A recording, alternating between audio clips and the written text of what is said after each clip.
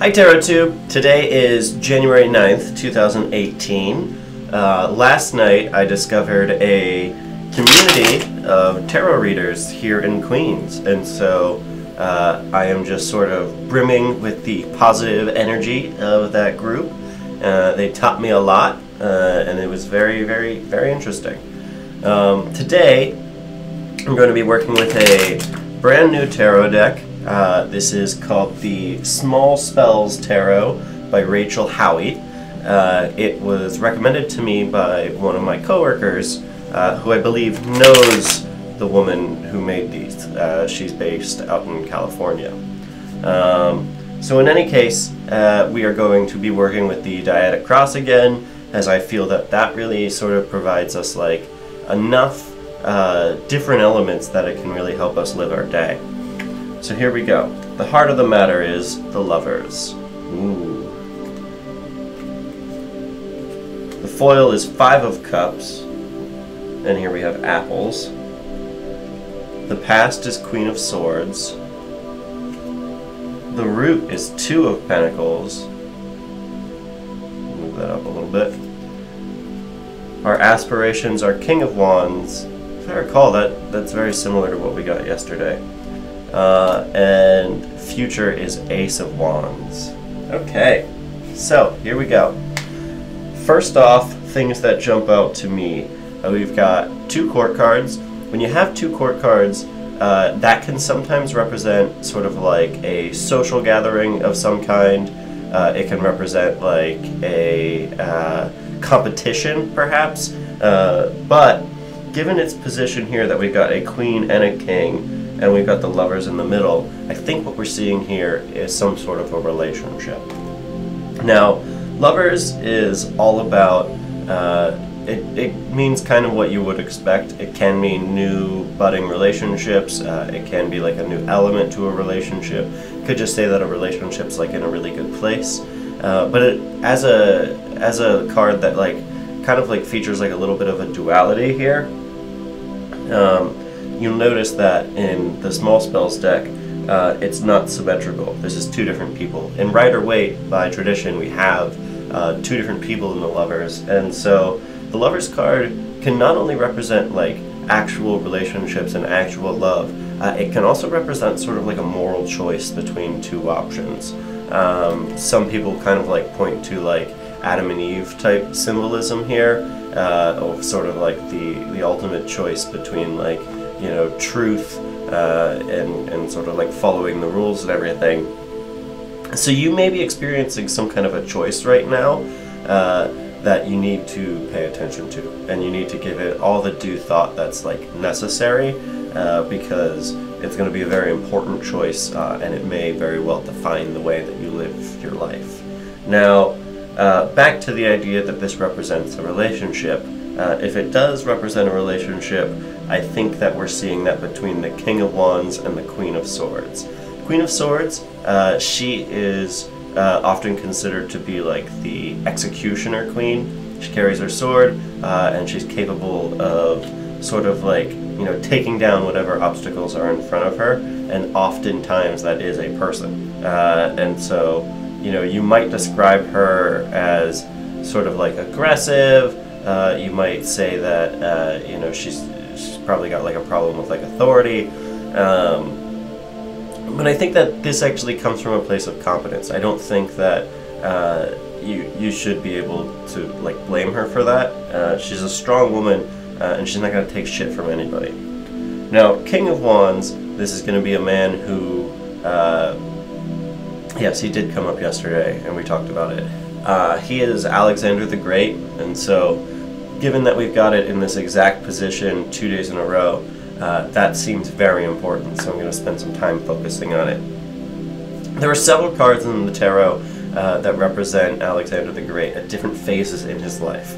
King of Wands is Alexander the Great as a you know, as a leader, as a ruler, and in historical tradition, Alexander the Great was a great king. He was one who not only was capable of conquering the world, but also seemed to somehow rule by divine right. I read recently that if you come from a European background, there is a very, very, very good chance that he exists, Alexander the Great, somewhere in your lineage. In general, anybody with like the Great in their name, they had a tendency to sire a lot of children. And when you go far enough back, you don't need to really sire that many children to have your genes in every single person who, you know, follows. So you are likely related to him. He is somewhere down your ancestor line. And he rules, like I said, by divine right. He is a capable leader, and people will describe him as quick to anger. But the key thing to understand about his quickness to anger, unlike the Knight of Wands, is that it comes from a place of just pure competence. Like, he has no patience for incompetence. He just cannot handle it when the people around him aren't as capable as him. And so he expects the best of people, and this can sometimes, you know, rub people the wrong way. And the important thing to understand when you're interacting with the King of Wands is that, like, he expects the best of you, he wants the best for you, and so, like, if he is being angry, it's only because he cares about you. Now, there might be a relationship between these two people. So, you know, one might represent you, and the other might represent your partner. This might represent your parents. Oftentimes with kings and queens we get like parent symbolism, and it might just be saying, you know, maybe it's like an anniversary, and you should be like wishing them well. Maybe it's like, you know, something's going on with their relationship where they need to make a choice, and you might need to be able to be there to help them. You might need to be supportive. But something about this relationship is really, really important to you right now. Now, let's talk about the foil here. The foil is Five of Cups, and Five of Cups represents a loss. Five of Cups tells us that, like, you know, here we see like that appears to be a snake who's eaten this apple, but I guess like a worm would be more common. And basically, like, something's gone. You've experienced some kind of a loss, and you're mourning this loss, but it's important to understand that, like, you still have things.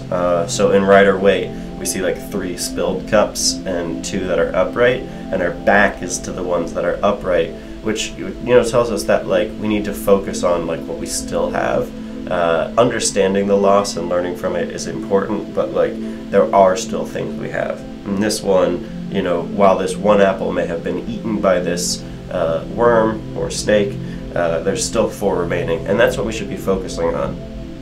Back to the mother-father symbolism, there's also a sense of like returning home in Five of Cups. Five of Cups says to like look to where we've come from for guidance and support during these tough times.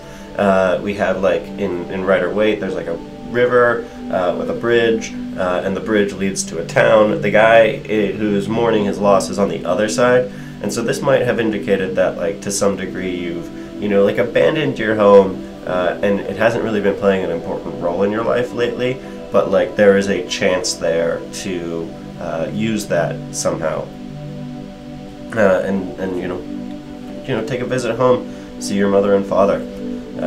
You know, if they're both with us, they could be providing some really important guidance for you in your life, or maybe they need your help in some way.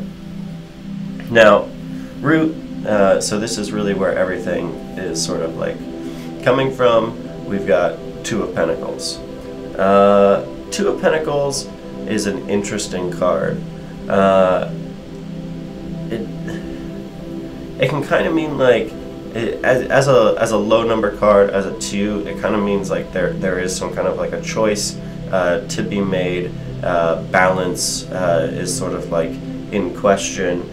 Here we've definitely got like a peace sign display on these cards, which I think is relevant to Two of Pentacles.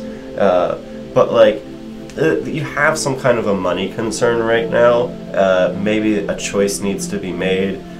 Maybe you're thinking about, as we've been seeing a lot, like a lot of people have been thinking about like career changes, or, you know, trying to change like the way they treat their own job.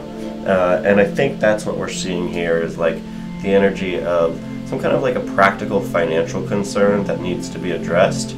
And that's sort of like at the root of, you know, where your emotional turbulence might be coming from right now.